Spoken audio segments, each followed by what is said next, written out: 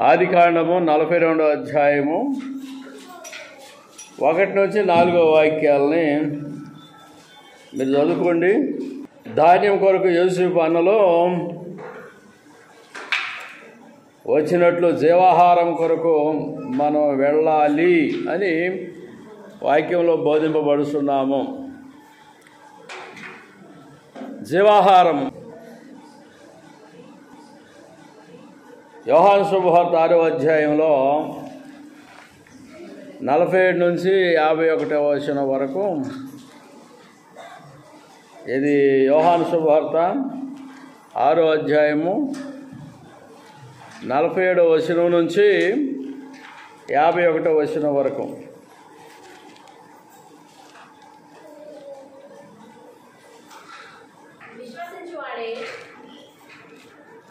చూడండి, వాక్యం వినండి శ్రద్ధగా. 47వ వచనంలో విశ్వసించువాడే నిత్య జీవము గలవాడు, జీవాహారము నేనే.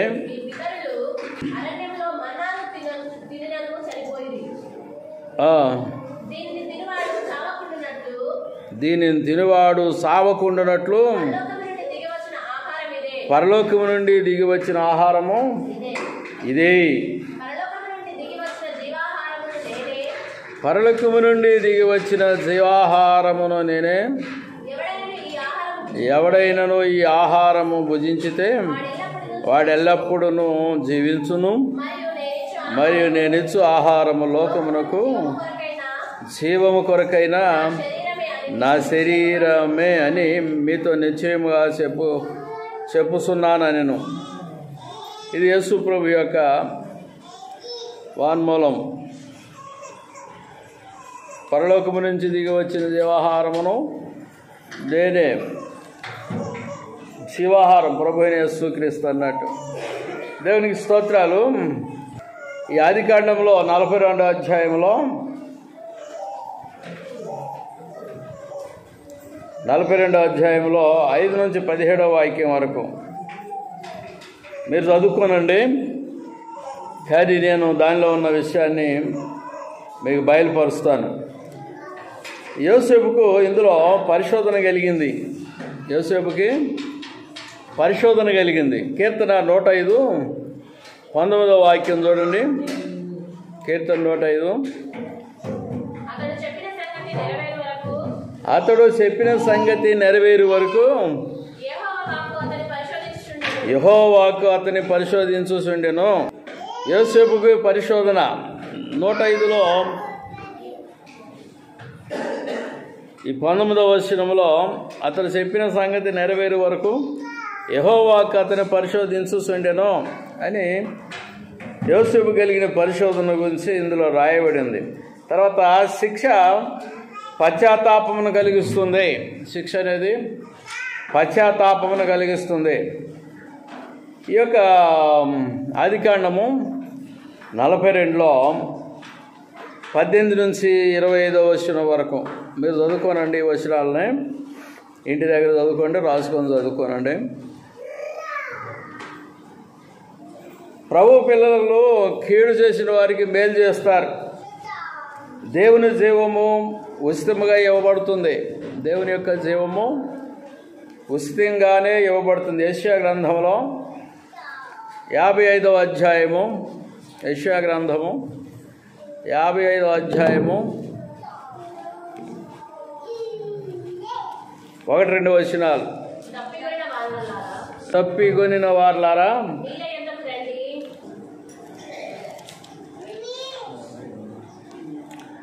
దప్పికొనిన వారలారా నీళ్ల యొద్దకు రండి. రోకలు లేని వారలారా మీరు వచ్చి కొని భోజనము చేయుడి. రండి. రోకలు లేకపోయినను ఏమీ నీయకయే ద్రాక్షారసమును పాలను కొనుడి. 2వ వచనం. ద్రాక్షారసం కొనుడి, పాలను కొనుడి. ద్రాక్షారసం కొనుక్కోవడం ఏంటి? పాలను కొనుక్కోవడం ఏంటి? ఆహారము కాని దాని కొరకు మీరేలా రోకలు ఇస్తారు? సంతృష్టి కలుగజేయని దాని కొరకు మీ కష్టార్జితమును ఎందుకు వ్యయపరచెదరు? నా మాట జాగ్రత్తగా ఆలకించి మంచి పదార్థం భుజించుడి. మీ ప్రాణము సారమైన దాని యందు సుఖింపనీయుడి అని ఈ యొక్క వాక్యంలో రాసి ఉంది. ప్రభు పిల్లలకి దేవుని యొక్క జీవము ఉచితంగా దొరుకుతుంది ప్రభు యొక్క పిల్లలకు. తర్వాత ఈ ప్రకటన గ్రంథము 22వ అధ్యాయము 17వ వాక్యంలో గమనిస్తే 22వ అధ్యాయం లాస్ట్ అధ్యాయం 17వ వాక్యం, ఆత్మయు పెండ్లి కుమార్తెయు రమ్ము అని చెప్పుచున్నారు, వినువాడును రమ్ము అని చెప్పవలెను, దప్పిగొనిన వారిని రానిమ్ము, ఇచ్చించు వారిని జీవజలమును ఉచితముగా పుచ్చుకొననిమ్ము అని ఈ వాక్యం రాయబడింది. జీవజలాలని ఉచితంగా పుచ్చుకొననిమ్ము, జీవాహారమును ఉచితముగా పుచ్చుకొననిమ్ము. ఈ వాక్యము కొనుక్కుంటే వచ్చేది కాదు. మీరు నన్ను కొనుక్కొని వచ్చారా? ఇటు ప్రాంతానికి కొనుక్కొచ్చారా? నన్ను ఎప్పుడు కొనుక్కొచ్చారు? ఒకవేళ కొనుక్కొస్తే ఎప్పుడు కొనుక్కొచ్చారు? మీరు పుట్టి ఉన్నారా భూమి మీద? నేను ఇటు వచ్చిన ఆ టయానికి దానియల్ బ్రదరు నువ్వు పుట్టి ఉండొచ్చు. నీకు బహుశా 10 ఏళ్ళు పిల్లోడు అయి ఉండొచ్చునేమో. నేను ఇక్కడికి వచ్చినప్పుడు, సేవార్థమై వచ్చినప్పుడు. మీలో కొందరు ఉన్నారు 10 ఏళ్ళు, 15 ఏళ్ళు, 12 ఏళ్ళు, 8 ఏళ్ళు వయసు కలిగిన వాళ్ళు ఉండొచ్చు. స్త్రీలలో కానీ పురుషులలో కానీ కొందరు ఉన్నారు. మరికొందరు పుట్టి ఉండలేదు. మీరు నన్ను కొనుక్కొని రావటానికి. నన్ను మీరు కొనటం ఏంటి అంటారేమో కదా. అర్థం ఏంటో చెప్పాలా? నన్ను మీరేమైనా తీసుకొచ్చారా ఇక్కడికి అని అర్థం. నేను ఉచితంగా వచ్చానా? కొనుక్కొస్తే వచ్చానా? చెప్పండి. ఉచితంగానే వచ్చా. నేను ఉచితంగా వచ్చినప్పుడు నా నోట్లో నుంచి వచ్చే వాక్యము ఉచితంగా మీకు పంచబడుతుంది. Praise the lord. Hallelujah, hallelujah. నేను వాక్యం నేర్పిస్తున్న ఈ ప్రాంతాల వారికి, ఈ ప్రాంతంలో అక్కడక్కడ ఉన్న జనాలకి దేవుని వాక్యాన్ని నేర్పిస్తున్నా. అది ఉచితముగా నేర్పిస్తున్నాను. ఏదో కానుకలు ఇస్తుంటే ఆ కానుకలతో జీవనం గడుపుతూ దేవుని వాక్యాన్ని ఉచితంగా నేర్పిస్తున్నాం. వాక్యాన్ని కొనుక్కుంటే దొరికేది కాదు. వాక్యం డబ్బులు పెట్టి కొంటే దొరకదు.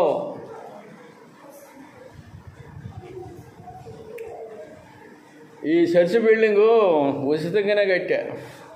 మీకు తెలియదు మర్మం. ఉచితంగా కట్టడం ఏంటి అంటారు కదా. ఫ్రీ ఆఫ్ కాస్ట్ అండి. ఈ చర్చి వట్టిగానే వచ్చింది కదా బ్రదరు. ఎవరు నమ్మరు. డబ్బులు పెట్టింది ఎట్ట వస్తుంది? అలా ప్లాట్ కొనాలంటే డబ్బులు పెట్టాలా కదా. ఈ గోడలు కట్టాలి, పునాదులు వేయాలంటే డబ్బులు కావాలా, స్లాబ్ వేయాలంటే డబ్బులు కావాలా. ఆ ధనమంతా నేను కష్టపడితే రాలేదు. అదంతా ఉచితంగానే ఇవ్వబడింది. ఎవరి కొరకు ఇవ్వబడింది అంటే దేవుని పని జరగటం కొరకు ఇవ్వబడింది. ఈ యొక్క బంగ్లా కట్టబడటానికి ఎవరి కష్టార్జితమైతే పెట్టబడిందో, ఎవరైతే కష్టించి పనిచేశారో వాళ్ళకి దీవెనలు వస్తాయి. మన ఇదంతా ఉచితంగానే రాబడింది. కానీ కష్టపడి పనిచేసి ఆ యొక్క ధనం అనేది ఇచ్చారు చూడండి, వాళ్ళకి దీవెనలు వస్తాయి. Praise the lord. Hallelujah, hallelujah. దీవెనలు ఎలా వస్తాయి అనేది నన్ను అడిగితే నేను చెప్పను.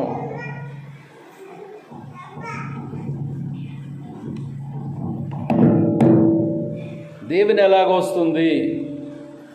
సరే, నేను ఉచితంగానే కొనబడ్డా. అక్కడి నుంచి యేసు యొక్క రక్తంతో కొనబడి ఎవరో పుణ్యం కట్టుకున్నారు ఈ ప్రాంతానికి నన్ను రప్పించడానికి. బహుశా నతానియేల్ అయ్య గారు ఆయన పుణ్యం కట్టుకున్నాడు. అక్కడ ఒక ఆయన పుణ్యం కట్టుకున్నాడు నన్ను ఇటు దోలటానికి. జగ్గైపేటలో. నేను ఈ ప్రాంతానికి ఉచితముగా వచ్చి తిని, ప్రైజ్ ది లార్డ్, హల్లెలూయా. వాక్యం వెదజల్లుతున్నామంటే, దేవుని సువార్త అందిస్తున్నామంటే అదంతా ఉచితముగా ఇవ్వబడుతుంది. మీరేమో కష్టపడుతున్నారు, మందిరానికి రావడానికి కష్టపడుతున్నారు, తర్వాత వచ్చి కూర్చొని దేవుని వాక్యం వినటానికే కష్టపడుతున్నారు. ఇది ఎంతో విలువైంది. ఈ దీని విలువ అనేది ఇప్పుడు తెలియదు. యేసు ప్రభు రాగానే దాని విలువ తెలుస్తుంది జనాలకి. లోకానికి కూడా ప్రభు యొక్క విలువ ఏంటో తెలుస్తుంది, అప్పటిదాకా తెలియదు. ఇక్కడ వాక్యము ఉచితముగా చెప్పబడుతుంది. దేవునికి స్తోత్రాలు. అయితే ఈ యొక్క జీవజలాన్ని త్రాగండి, జీవాహారమును భుజించుడి. వాక్యమే, మాటలే, దేవుని మాటలే జీవాహారము, జీవజలమునై ఉన్నవి. వాటిని భుజించుడి అంటున్నాడు. భుజించడం అంటే ఇంతకుముందు చెప్పారు. భుజించడం అంటే నోటితో తినటం కాదు. బైబిల్లో రాసి ఉంది, నేను ఒక గ్రంథం ఇస్తున్నాను నీకు, అది తినేసే అన్నాడు.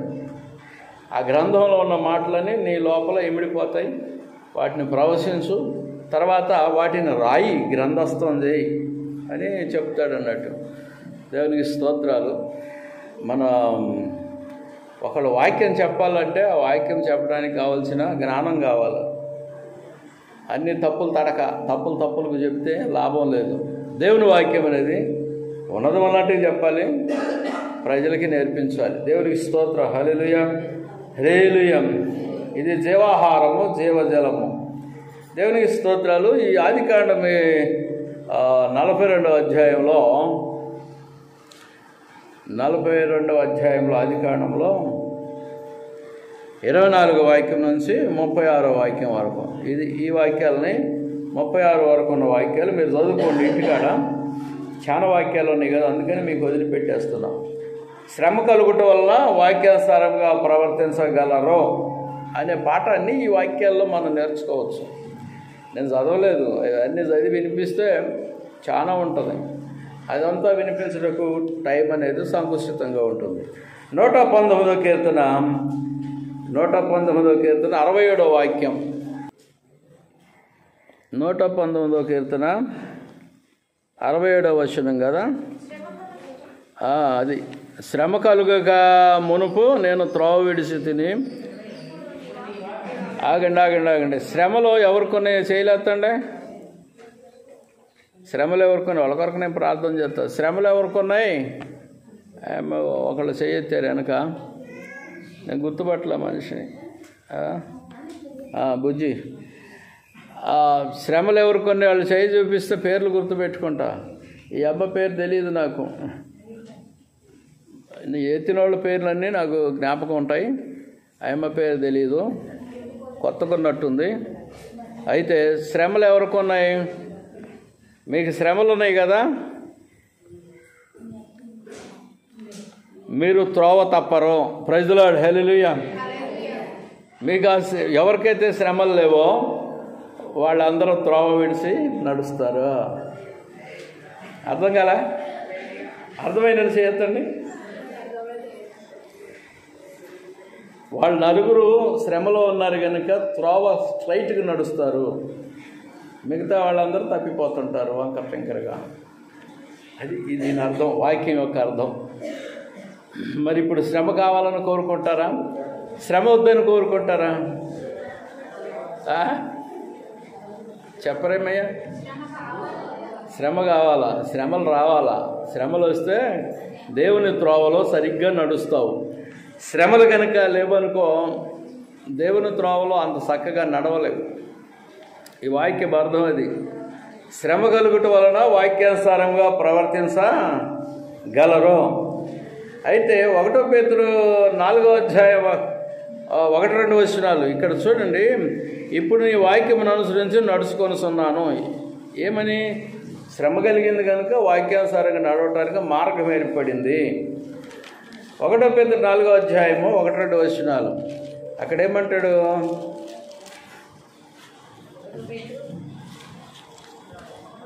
1 పేతురు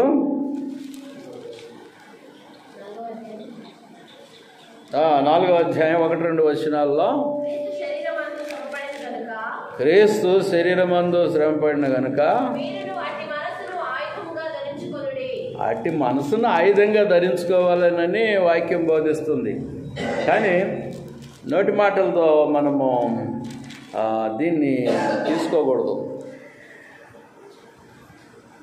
క్రీస్తు శరీరమందు శ్రమపడ్డాడు కనుక మీరును అట్టి మనసును ఆయుధంగా ధరించుకొనుడి. శరీర విషయములో శ్రమపడిన వాడు శరీరమందు జీవించిన మిగిలిన కాలము ఇక మీదట మనుజాశలను అనుసరించి నడుచుకొనక దేవుని ఇష్టానుసారముగా నడుచుకున్నట్లు పాపముతో జోలిక నేమీ లేక ఉండును అని రాసి ఉంది. అయితే దేవునికి స్తోత్రాలు. మరి శ్రమలు అనేవి కోరుకోరు. సర్వసాధారణంగా అందరము సుఖాన్నే కోరుకుంటారు. ప్రతి ఒక్కళ్ళు సుఖాన్నే కోరుకుంటారు. హాయిగా ఉండాలి, కష్టపడకూడదు, నష్టపడకూడదు అని. నష్టాలు కలుగుట వలన, కష్టాలు కలుగుట వలన, నష్టాలు కష్టాలు శ్రమలు వచ్చుట వలన నువ్వు దేవుని త్రోవలో చక్కగా నడవటానికి అవకాశం ఉంటుంది. ఏ కష్టం లేదు, ఏ నష్టం లేదంటే దేవుని విడిచిపెట్టి వెళ్ళిపోతావు చివరికి వచ్చేసరికి అని వాక్యంలో మనం ఈ విధంగా నేర్పింపబడుతున్నాం. అయితే దేవునికి స్తోత్రములు. ఈ ఆదికాండము 42వ అధ్యాయంలో ఆ అధ్యాయం అంతా మీకు చదివి వినిపించట్లా, చాలా ఉంది. అధ్యాయం అంతా వినిపిస్తే ఇక 1-2 గంటల టైం పడుతుంది. 35వ వచనం నుంచి 42వ అధ్యాయము 38వ వచనం వరకు మీరు చదువుకోనండి, ఇంటి దగ్గర రాసుకొని ఈ వాక్యాలు మనకేమి నేర్పిస్తున్నాయి అంటే తాత్కాలిక శ్రమ శాశ్వత సంతోషం ఇచ్చును.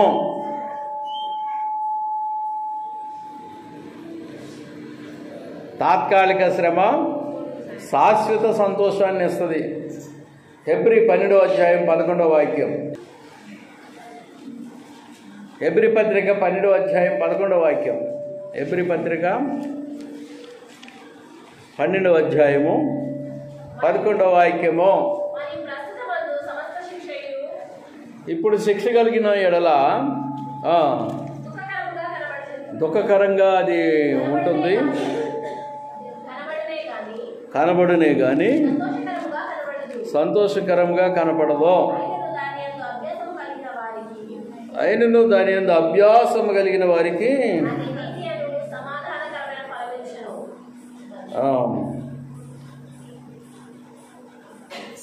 అది నీతి అను సమాధానకరమైన ఫలమిచ్చును. ఏంటిది? ఈ యొక్క సమస్త శిక్షయు దుఃఖకరముగా కనబడినే కానీ సంతోషకరంగా కనపడదు.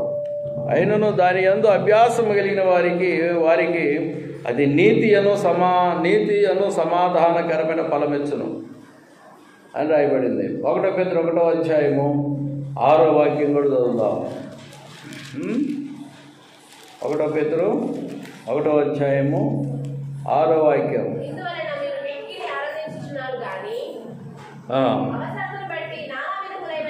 అవసరమును బట్టి నానా విధములైన శోధనల చేత ప్రస్తుతమున కొంచెం కాలం మీకు దుఃఖము కలుగుతున్నది అని రాయబడింది.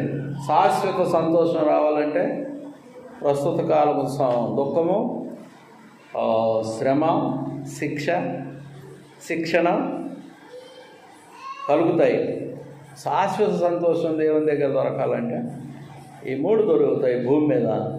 వాటిని పొందుకోనాలి. దేవునికి స్తోత్రం, అనుభవించాలి. సామెతల గ్రంథంలో 24వ అధ్యాయం 10వ వాక్యం ఏం బోధిస్తుందంటే, సామెతల గ్రంథం 24 10వ వాక్యము చెప్తుంది కదా,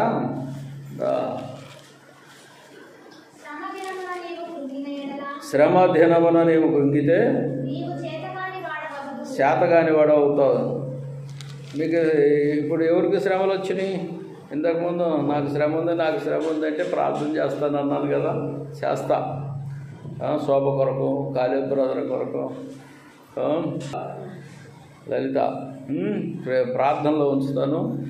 దేవునికి స్తోత్రం. శ్రమలు వచ్చినప్పుడు కృంగితే శ్రమ వచ్చినప్పుడు కృంగిపోతారు కొందరు. శ్రమ వచ్చిందని కృంగిపోతారు.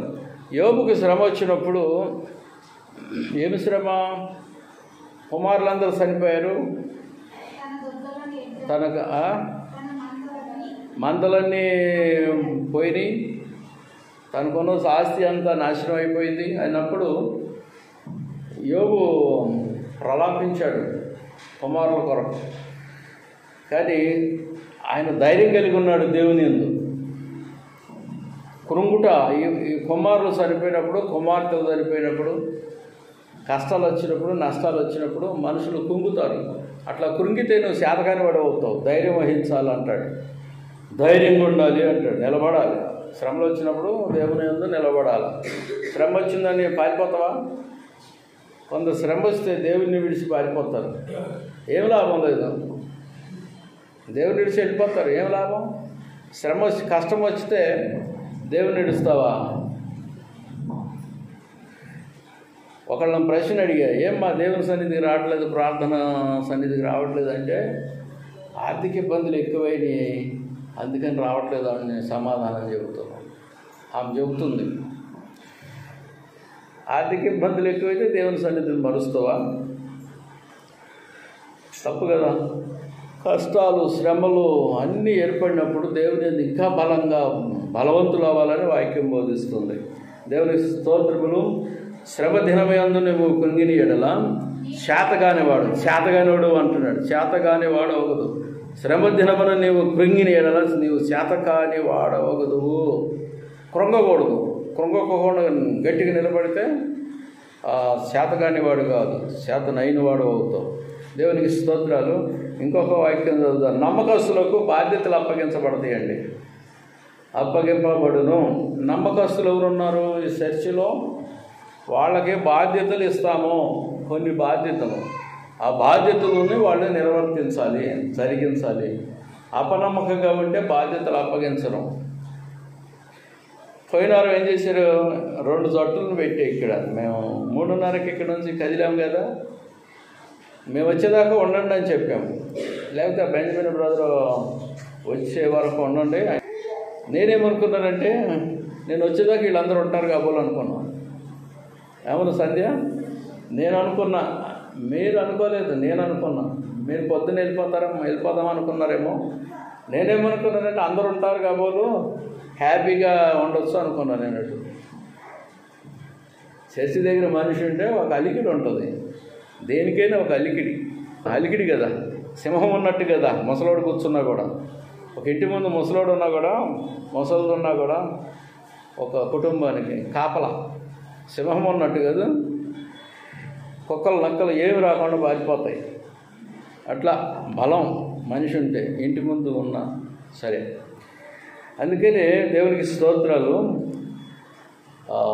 నమ్మకస్తులైన వారికి బాధ్యత ఇస్తారు. బాధ్యత ఈ పనిని నువ్వు చేయాలి బ్రదర్ అన్న. ఆ బ్రదర్ చేసేసాడు, డబ్బులు తీసుకోవాలా.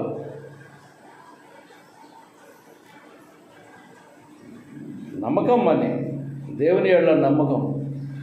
దేవుడు తననేదో దీవించబోతున్నాడు. చాలా పని చేశాడు. నమ్మకంగా ఉన్న వాళ్ళకి ఒక బాధ్యత, పని అప్పగించబడుతుంది. లోకాసువార్త 16వ అధ్యాయం 10వ వాక్యం ముగిద్దాము. లోకాసువార్త 16వ అధ్యాయం 10వ వాక్యంలో ఏమన్నాడంటే, మిక్కిలి కొంచెంలో నమ్మకం. 5 పైసల్లో నమ్మకంగా ఉంటే రూపాయిలో కూడా నమ్మకంగా ఉంటాడు. పైసల్లో నమ్మకంగా ఉంటే 100 పైసల్లో కూడా నమ్మకంగా ఉంటాడు. 1 పైసల్లో నమ్మకం లేకపోతే 100 పైసల్లో నమ్మకం ఉన్నాడు మనిషి. అందుకని మళ్ళా చదువు. మిక్కిలి కొంచెంలో నమ్మకంగా ఉండేవాడు ఎక్కువలోనూ నమ్మకంగా ఉంటాడు. మిక్కిలి కొంచెంలో అన్యాయంగా ఉంటే ఎక్కువలో కూడా అన్యాయంగానే ఉంటాడు. అంటే నమ్మకం అనేది ప్రధానమైనది. ఒక స్త్రీ ఉంది. ఆ స్త్రీ ఎడల నమ్మకం అనేది కనపరచాలి. ఆ స్త్రీ విషయంలో నమ్మకం, ఇది యోసేపు కనపరిచాడు. అప్పుడు కవ్వించినా కూడా ఆమె జోలికి పోలా యోసేపు, అది నమ్మకం. స్త్రీ విషయంలో యోసేపు నమ్మకస్తుడు ఒకటి. అందుకని ఆ యోసేపుకి రాజుగారి యొక్క ధనాగారం అంతటి మీద అధికారం ఇచ్చాడు. రాజుగారి ధనాగారం అంతటి మీద యోసేపుకి అధికారం ఇచ్చాడు. ఎవరు? దేవుడు. నమ్మకం లేకపోతే ఆ సంఘం కూడా పాడైపోతుంది.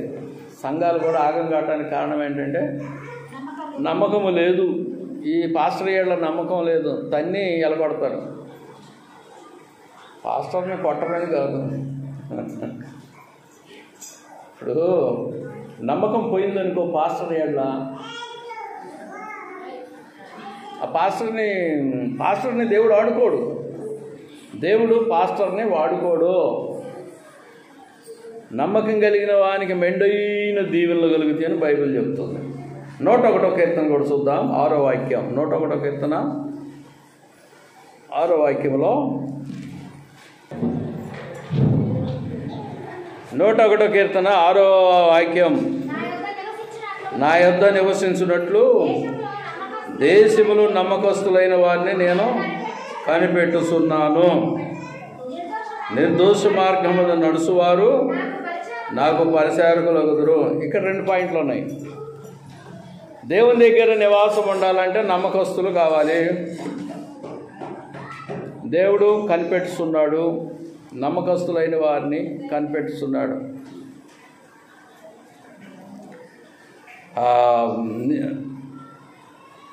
నిర్దోష మార్గము అంటే పాపం లేకుండా జీవిస్తే దేవునికి పరిచారకుడు అవుతాడు. పాపము లేకుండా జీవించగలిగితే ఒక సంఘ పెద్ద కానీ, విశ్వాసి కానీ, స్త్రీ కానీ, పురుషుడు కానీ, అయ్యగారులు కానీ, సువార్తికులు కానీ, ఎవరైనా సరే పాపం లేకుండా పవిత్రంగా జీవిస్తే వాళ్ళు పరిచారకులు అవుతారు. దేవుని వాక్యం ప్రకటించేవారుగా తయారవుతారు. నిర్దోష మార్గం, పాపం లేకుండా జీవించేవాళ్ళు. నమ్మకముగా జీవిస్తేనేమో దేవుని యొద్ద నివాసం ఉంటారు. దేవుడు వారి కొరకే కనిపెడుతున్నాడు. నమ్మకమైన వారు ఎవరు? దేవుని పరిసర విషయంలో వారి కొరకు దేవుడు కనిపెడుతున్నాడు. దేవునికి స్తోత్రాలండి. మరి ఈ ఆదికాండం 42వ అధ్యాయంలో ఉన్న విషయాలు అవి. 43వ అధ్యాయం చూద్దాం. అయిపోయింది, టైం అయిపోయింది, కానీ ఇంకొక 2 రెఫరెన్స్లు ప్రకటించి ముగిస్తా. 43వ అధ్యాయంలో 11 నుంచి 14 వాక్యాలు మీరు చదువుకున్న ఆదికాండము 43వ అధ్యాయము 11వ వాక్యం నుంచి 14వ వాక్యం వరకు మీరు చదువుకోనండి. క్రీస్తుని రక్షకునిగా అంగీకరించాలి, క్రీస్తుని రక్షకునిగా అంగీకరించాలని చెప్పబడుతుంది. యథార్థ జీవితము, 3 కానుక ఈ అధ్యాయంలో. తర్వాత ఈ 11, 14 వచనాల్లో ఉన్న విషయాలు ఏంటంటే యథార్థ జీవితం ఒకటి, క్రీస్తుని రక్షకునిగా అంగీకరించడం, 3వది కానుక. ఫిలిప్పీ పత్రికలో 4వ అధ్యాయం 18వ వాక్యంలో ఏమన్నాడంటే, ఫిలిప్పీ పత్రిక 4వ అధ్యాయం 18వ వాక్యం, ఫిలిప్పీలు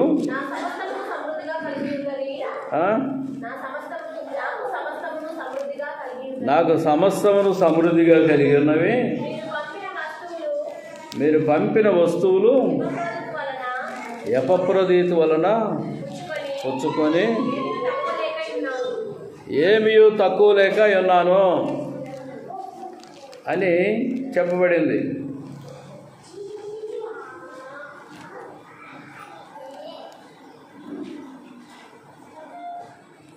తర్వాత రోమ 15వ అధ్యాయము 26 వాక్యము, 15వ అధ్యాయం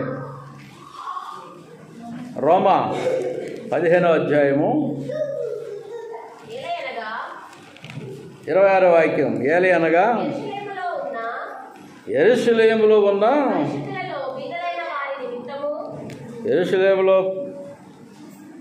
ఉన్న బేదలైన వారి నిమిత్తము మాసిదోనియా వారును అకయా వారును సొమ్ము సందా వేయ నిష్టపడిరి.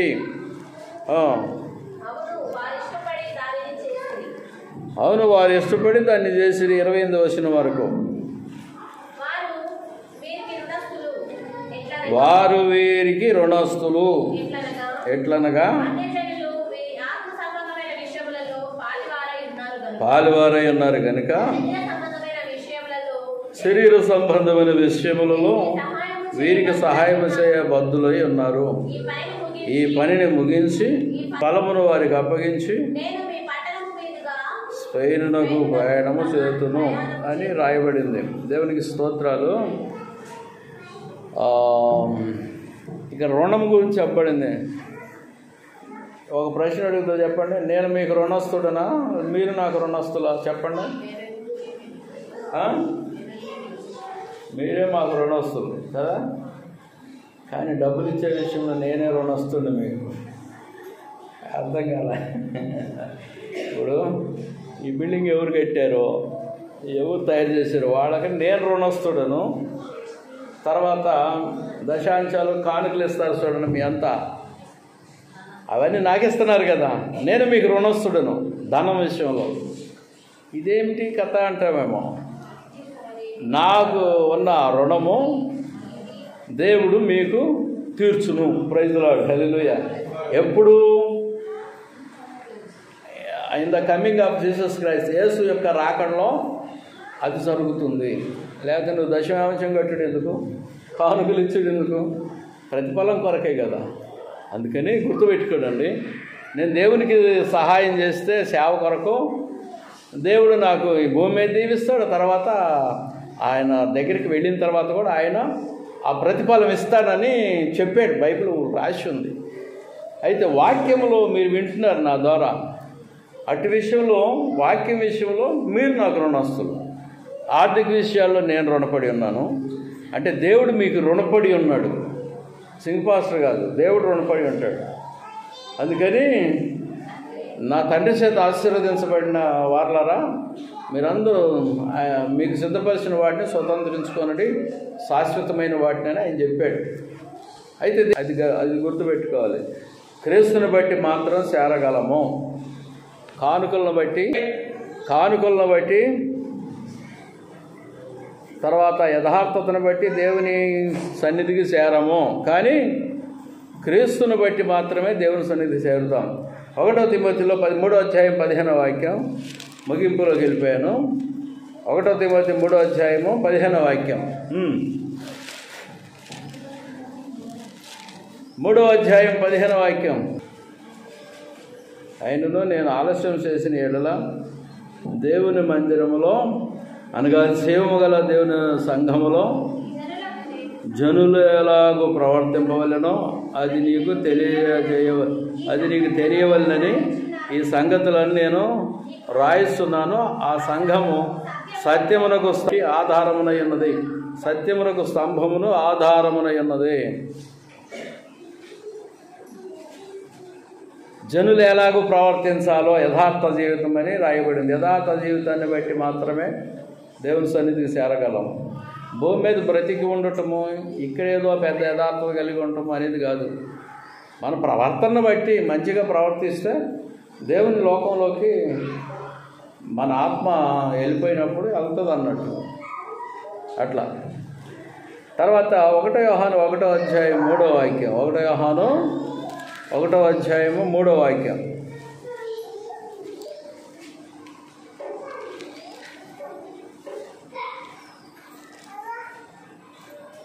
యోహాను 1వ అధ్యాయం 3వ వాక్యము.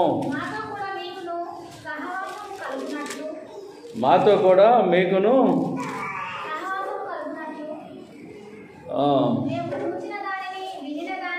మేము చూసిన దానిని, మేము వినిన దానిని మీకు తెలియజేస్తున్నాము. మన సహవాసం అయితే తండ్రితో కూడాను, ఆయన కుమారుడైన యేసుక్రీస్తుతో కూడాను ఉన్నది అని రాయబడింది. ఎఫెసీ 2:18 ముగింపు. ఎఫెసీ 2:18 వచనంలో మరొక మాట. ఎఫెసీ 2వ అధ్యాయము ఎఫెసీ పత్రిక. ఆయన ద్వారానే మనం ఉభయులము ఒక్క ఆత్మయందు తండ్రి సన్నిధికి చేరగలిగి ఉన్నాము అని రాయబడింది. మనం ఇచ్చే కానుకలను బట్టి కానీ